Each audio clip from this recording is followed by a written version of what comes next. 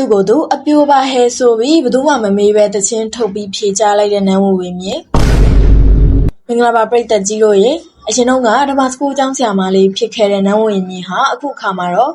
လက်ပေါ်လော်လီအဝတ်စားတွေဝတ်ပြီးတော့ဘီယာဆိုင်တွေမှာတချင်းတွေလိုက်ဆိုနေရပဲဖြစ်ပါရဲ့ရှင်နန်းဝေမြင့်ဟာအရင်တော့ကပုံစံလေးရိုးသလောက်အခုခါမှာတော့အပြက်ကြီးပြက်နေတဲ့သူဖြစ်နေပါပြီသူမဟာပင်ကိုခန္ဓာကိုယ်လေးလှပါရဲ့နဲ့ရင်ဘတ်တွေရောတင်သားတွေကပါဆီလီကွန်ထည့်ပြီးခွဲစိတ်ထားတဲ့သူလည်းပဲဖြစ်ပါတယ်။ဒါပြင်နှာခမ်းတွေကိုလည်းဆက်စီနှာခမ်းဦးဆိုကခွဲစိတ်ပြင်ထားပြင်ပါတယ်။သူမရဲ့ခွဲစိတ်ဖန်တီးထားတဲ့အလှကိုထောက်ခံအားပေးတဲ့ယောက်ျားတို့ကြီးတွေလည်းရှိနေပါတယ်။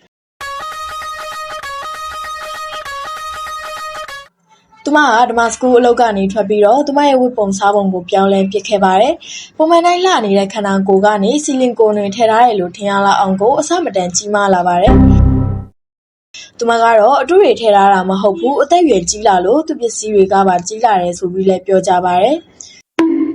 သူမကအခုသူ့ရဲ့ခန္ဓာကိုယ်ကိုမလိုချင်လို့တော့တစ်ပတ်ကို2ရက်လောက်ပဲထမင်းစားပြီးဝိတ်လျှော်နေရလို့လည်းသိရပါတယ်။သူမဟာသူမရဲ့အိမ်အောင်ဘက်ကိုတုတ်တုတ်ခိုင်ခိုင်ခန္ဓာကိုယ်ကိုရှိရမှာဖြစ်ပြီးတော့လက်တစ်ဖက်ထဲနဲ့ပွေ့ချီနိုင်တဲ့သူဖြစ်ရမယ်လို့လည်းပြောကြားထားပါတယ်။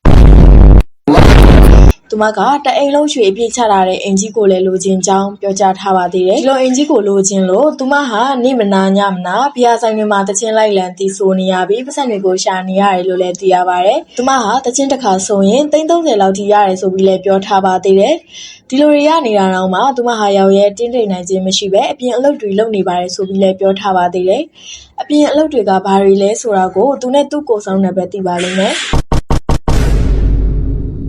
အခုလေသူမဟာတချင်းတစ်ပုတ်ကိုထုတ်လိုက်ပါတယ်။တချင်းအတိတ်ဘက်ကိုရှင်းပြမယ်ဆိုရင်ရေရေရဘာအတိတ်ဘက်မှာရှိမနေပဲ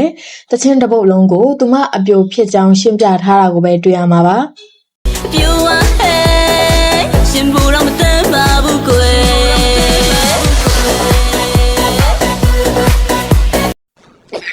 သူမဟာဒီလိုအချိန်မြင့်မရှိတဲ့တခြင်းတွေကိုထုတ်ပြီးတော့ယောက်ျားတူကြီးကိုဆွဲဆောင်နေတာပဲဖြစ်ပါတယ်။သူမရဲ့တခြင်းကိုဒရိုက်တာရွှေလက်အောင်မင်းကသူကိုယ်တိုင်ရေးပေးပြီးသူကိုယ်တိုင်ရိုက်ကူးပေးထားတယ်လို့လည်းသိရပါတယ်။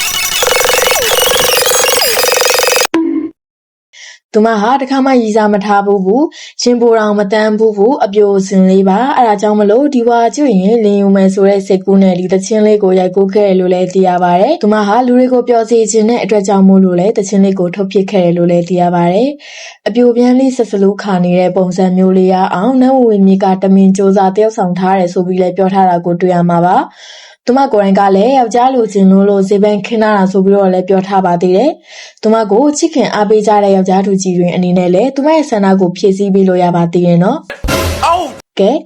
ဒီနေ့လိုမျိုးနာမည်ကြီးချင်ုံနဲ့လိုင်းမော်တက်ပြီးတချင်းလို့အမည်ရတဲ့ပောက်ကရရေးထားတာတွေကိုတီးဆိုနေကြတဲ့သူတွေမှဒုနေသေးပါ။ပရိသတ်ကြီးတို့ရဲ့အမြင်တွေကိုလည်း comment မှာရေးထားပေးခဲ့လို့ရပါတယ်နော်။ဒီနေ့တော့ဒီလောက်နဲ့ပဲနှုတ်ဆက်လိုက်ပါရနော်။